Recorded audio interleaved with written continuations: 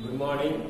हम लोग पढ़ रहे थे जल संसाधन, यानी जैसे प्रकृति द्वारा मिट्टी संसाधन और जल संसाधन हमारे जीवन के लिए कितना महत्वपूर्ण है, ऐसे हमें अंदाजा लगाया जा सकता है कि पूरा जीवन मनुष्य का जल और मिट्टी पे टिका हुआ।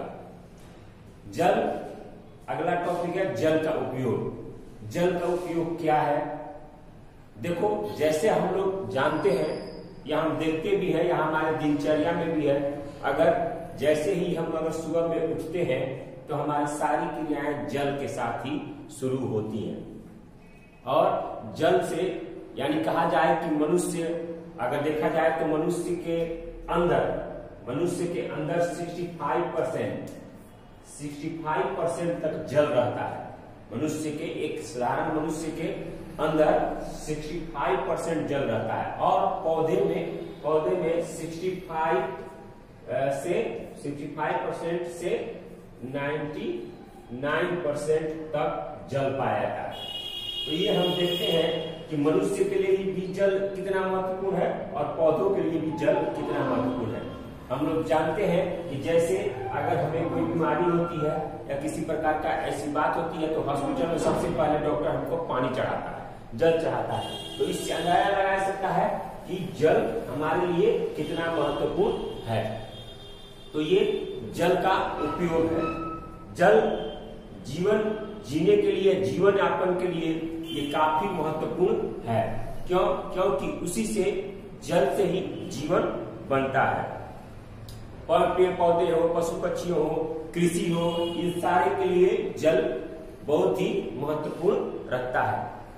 हालांकि इसकी देखा जाए तो इसकी सूची जो है वो काफी लंबी है जल के उपयोग की, जैसे पीने के लिए पानी, घरेलू कार्य, सिंचाई, उद्योग, जल स्वास्थ्य, स्वच्छता, और भी देखा जाए इसके बाद भी आपको जल कृषि, मत्स्य पालन, पशुपालन, या आपको वानिकी देखा जाए जैसे बाग बगीचे लोग ऊपर लगाते हैं उसके लिए, जल विद्युत के लिए, परमाणु संयंत्र के लिए, शीतलन के लिए, यानी ठंडा घर जिसको बोलते हैं, उसके लिए भी पानी बहुत जरूरी है। तो अगर देखा जाए तो जल का हर क्षेत्र में, वो हमारा जीवन हो, पेड़ पौधे हो, जीव जंतु हो, या उद्योग धंधे हो, या किसी भी विकास के काम हो, सब में जल की आवश्यकता है। और जिस तरह, जैसे पहले के समय में, आज से कुछ साल पहले जनसंख्या कम थी तो जल पर भार अधिक था, बारिश भी अच्छी होती थी। लेकिन दिन पर दिन बारिश कम होती गई और जल पे लोड बढ़ता गया, जनसंख्या बढ़ती गई, जल का दोहन बढ़ता गया, तो धीरे धीरे जल की उपलब्धता मनुष्य के जीवन में कम होने लगी। यानी पहले जहाँ 71-77 घन मीटर जल मिलता था व्यक्ति को, आज वो घटकर बहुत ज्यादा हो गया है, बहुत कम हो गया है। तो ये देखा जाए तो धीरे धीरे जल जो है वो आपको घटता चला जा रहा है जीवन में। इसलिए जल को बचाना बहुत ही जरूरी है। क्योंकि जल आने वाली पीढ़ी के लिए भी बचा रहे और जीवन उससे चलता रहे, क्योंकि जल के बिना जीवन की कल्पना नहीं की जा सकती है। अब अगला टॉपिक है आप लोग को बहुउद्देशीय परियोजनाएं। बहुउद्देशीय परियोजनाएं।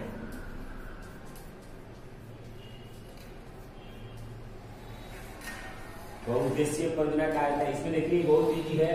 बहु मतलब बहुत और उद्देशीय मतलब उद्देश्य। बहु मतलब बहुत और उद्देश्य मतलब उद्देश्य। यानी इसका परिभाषा होगा वैसी परियोजना जिससे एक साथ बहुत सारे उद्देश्यों की प्राप्ति हो जाए, उसे हम बहुउद्देशीय परियोजना कहते हैं। एक बार और सुन लीजिए, वैसी परियोजना जिससे एक साथ बहुत सारे उद्देश्यों की प्राप्ति हो जाए, उसे हम बहुउद्देशीय परियोजना कहते हैं। अब इसको हम नदी घाटी भी परियोजना कहते हैं। इसको नदी घाटी भी परियोजना कहते हैं। भारत के जवाहरलाल नेहरू ने, प्रधानमंत्री ने, बहुउद्देशीय परियोजना को भारत का मंदिर कहा है। क्योंकि बहुउद्देशीय परियोजना होता क्या है, बड़े बड़े जो ऊंची पहाड़ों पे पर्वतों पे नदियां बहने वाली होती है, उसका जल एक जगह रोक दिया जाता है, डैम बनाकर, बांध बनाकर। आपने देखा होगा फिल्मों में बड़े बड़े डैम बनाए जाते हैं, और उस डैम के सहारे एक तरफ रोक दिया जाता है और फिर उसको खोला जाता है। तो खोलने पर अचानक तेज से बहुत नीचे तेज वो पानी गिरता है। तो जब वो पानी गिरता है तो उससे बहुत सारे काम किए जाते हैं। जैसे सबसे पहले तो पानी गिरता है तो बिजली का उत्पादन होता है। दूसरी बात, सिंचाई के लिए पानी मिल जाता है, मत्स्य पालन के लिए उस क्षेत्र में पानी मिल जाता है, बाढ़ से बचाव होता है, यानी डैम बना दिया जाए तो पानी उसी तरफ रह जाएगा, इस तरफ रहेगा तो बाढ़ से बचाव हो जाएगा।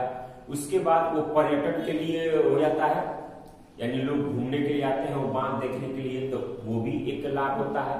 तो इतने सारे उद्देश्य एक बांध बनाने से, एक डैम बनाने से वो पूरा हो जाता है, और उसी को हम बहुउद्देशीय परियोजना कहते हैं। क्या क्या? पहले तो बाढ़ से बचाव, सिंचाई के लिए हमेशा पानी, बिजली का उत्पादन, मछली पालन के लिए हमेशा पानी, पर्यटन उद्योग के लिए वो विकसित होता है।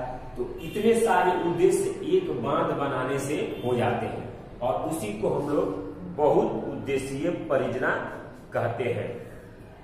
इसमें बहुत सारा परियोजना है, रिहन परियोजना, हीराकुंड परियोजना, ये सारी परियोजना अलग अलग नदियों पे, तुंगभद्रा, तो ये अलग अलग नदियों पर अलग अलग राज्यों में ये विकसित है। ये डैम और बांध विकसित किए गए हैं। जिस क्षेत्र में जरूरत है, जिस क्षेत्र की, जिस काम की, उसके अनुसार वहां पर डैम विकसित किए गए हैं, और उससे कई सारी योजनाओं की पूर्ति होती है। तो इसे हम बहुउद्देशीय परियोजना कहते हैं। अब इस वीडियो में इतना ही। अगले वीडियो में हम लोग इसके और सारे अगर परियोजनाएं हैं तो इस परियोजनाओं के बारे में पढ़ेंगे। जो अगला जो टॉपिक होगा उसके बारे में हम लोग पढ़ेंगे। तो इस वीडियो में इतना ही आज के लिए। धन्यवाद।